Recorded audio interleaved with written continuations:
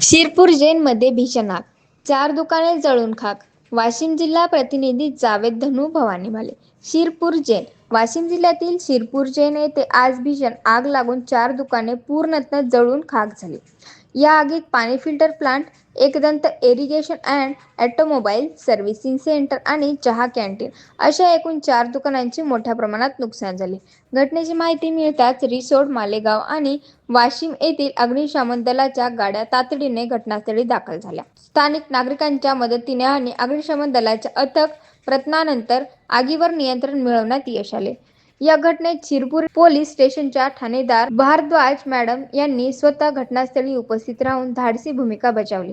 त्यांनी स्वतः हातात पाण्याची बादली आणि पाईप घेऊन आग विझवण्याचा प्रयत्न केला. त्यांच्या या कृतीचे नागरिकांकडून कौतुक होत आहे.